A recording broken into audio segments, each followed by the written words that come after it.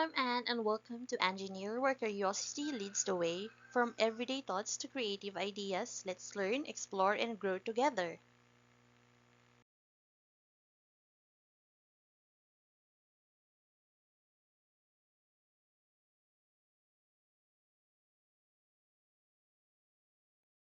A collision is any interaction between two bodies that involves forces over a short time.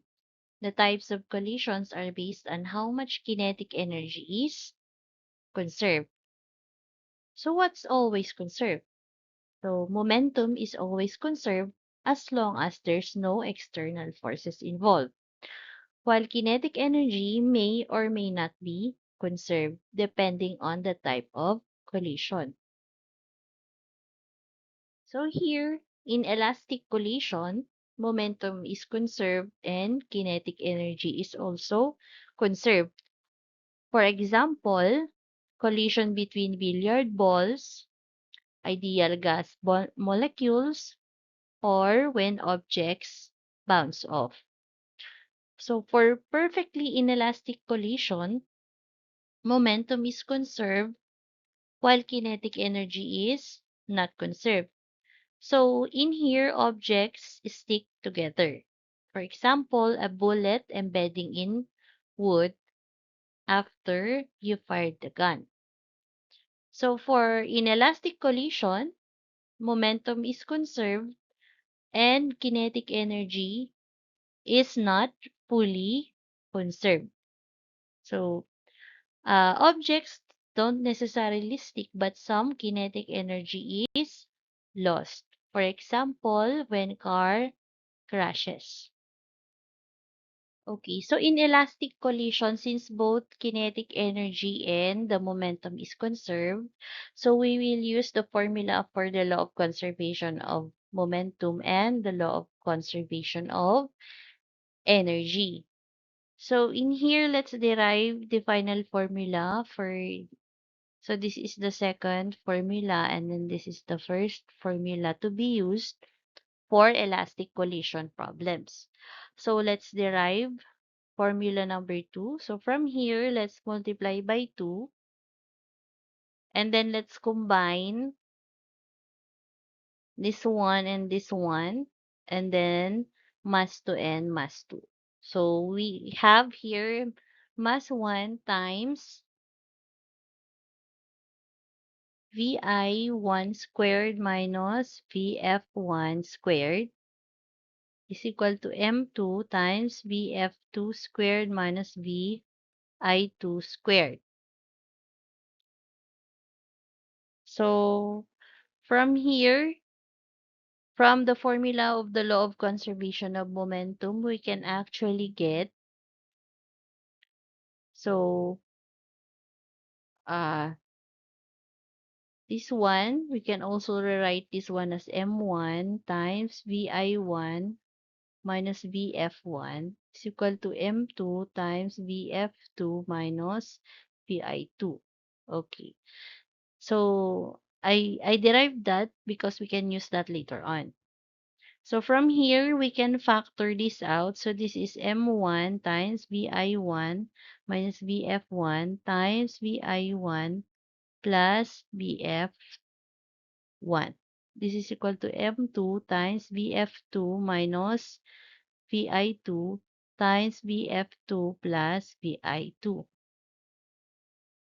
So we can divide this equation with the equation from the law of conservation of momentum. So divided by M1 VI1 minus VF1. So divided by M2 times VF2 minus VI2. So we can cancel this one and then this one. So we have here the remaining VI1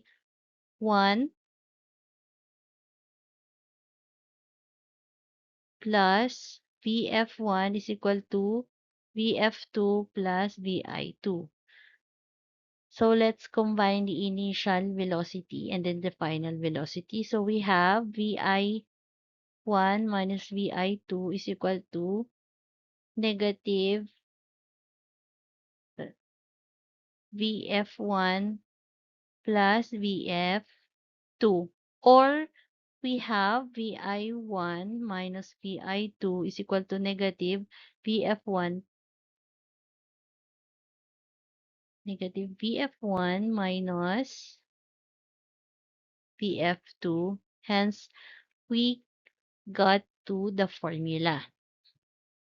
So we will use these two formulas in solving for the elastic collision. So this is the formula for elastic collision as what we have previously derived. And then this is for the inelastic collision.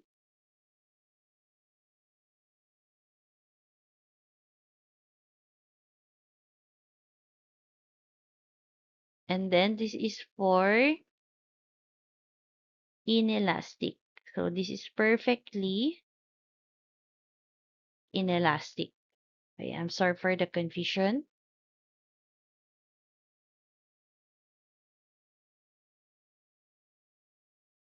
For example, a 0.5 kilogram ball moving at 4 meters per second collides head-on with a 1.5 kilogram ball initially at rest. So this is ball 1,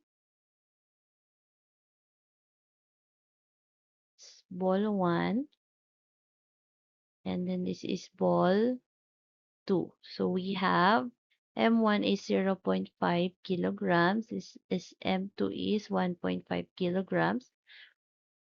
So the initial velocity of ball 1 is 4 meter per second. And uh, the initial velocity of ball 2 is 0 meters per second because it is initially at rest.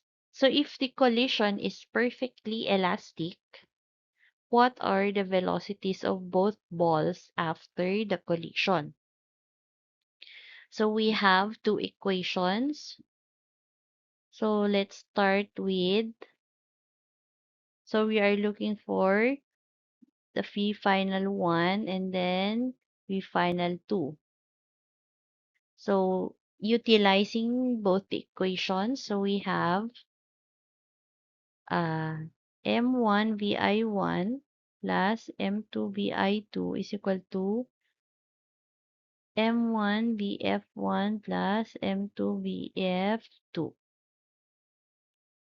So since initial velocity 2 is 0, we can actually cancel this out. So what we have left is, so M1 VI1. So we have 0.5 kilograms times 4 meters per second is equal to 0.5 kilograms times VF1 plus 1.5 kilograms times VF2. So we have 2 is equal to 0.5 VF1 plus 1.5 VF2. So this is our equation 1.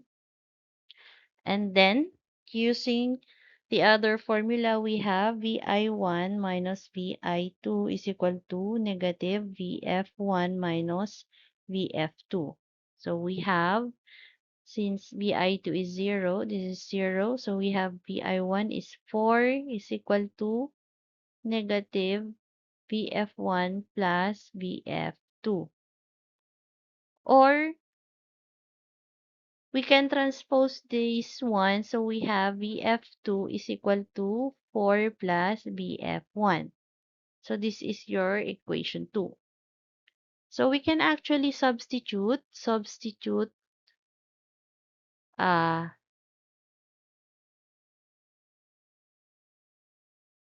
equation 2 in equation 1.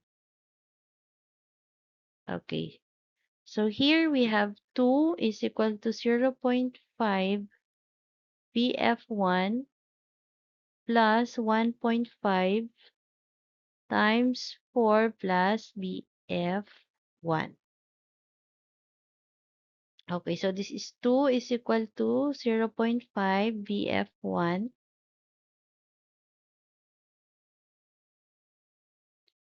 plus, so 1.5 times 4,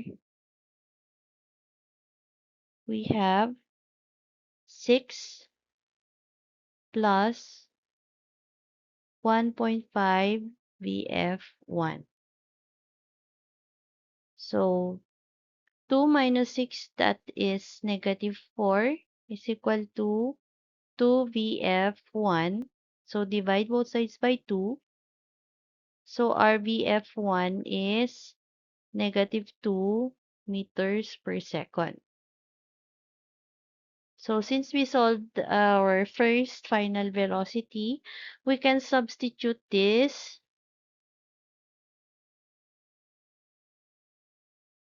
VF1 in equation 2.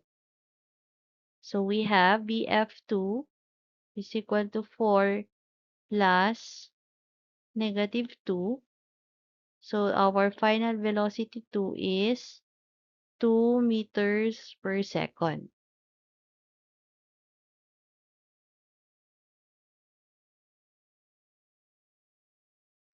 Another example, so we have here a 1,000 kilogram car. Okay, so let's write the given. So this is for the car, and then this is for the van. So car has a mass of 1,000 kilogram, while the van has a mass of 1,200 kilogram. So the initial velocity of the car is 20 meters per second, and then the initial velocity of the van is 10 meters per second. So after collision, the car slows down to 15 meters per second. So we have final velocity for the car. And then what is the speed of the van after collision? So since this is inelastic collision, so we just follow the law of conservation of momentum. So we have m1 vi1 plus m2 vi2 is equal to m1 vf1 plus m2 vf2. Since we are looking for this one, we can manipulate the formula.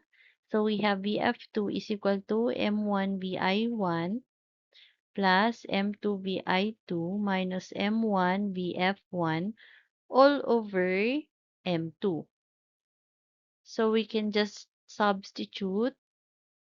So 1,000 times 20 plus 1,200 times 10 minus 1,000 times 15 all over,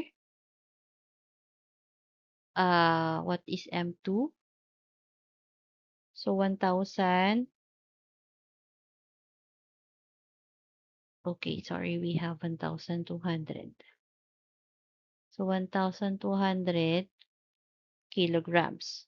So we have, let me just calculate it in the calculator. So our final velocity is 14.17 meters per second. Okay, so that's it for the inelastic collision. Another example, so we have a 2 kilogram block sliding at 6 meters per second on a frictionless surface. So we have two blocks. This is block 1 and then block 2. So the mass for block 1 is 2 kilograms, and then mass for block 2 is 1 kilogram. So this is the initial velocity is 6 meters per second, and the initial velocity here is 0 meters per second because it is at rest. And then it says that they stick together. So if they stick together, so their final velocity is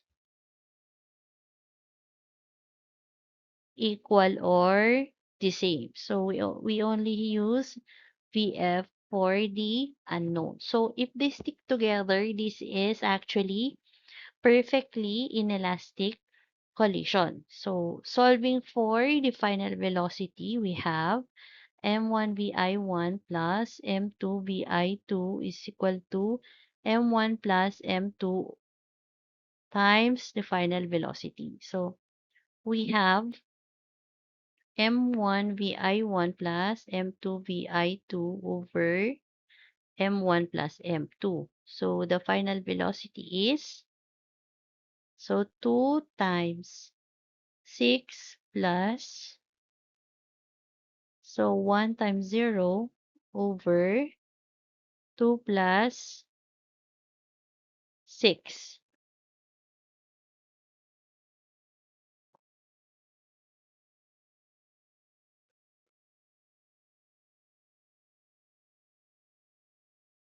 So the final velocity is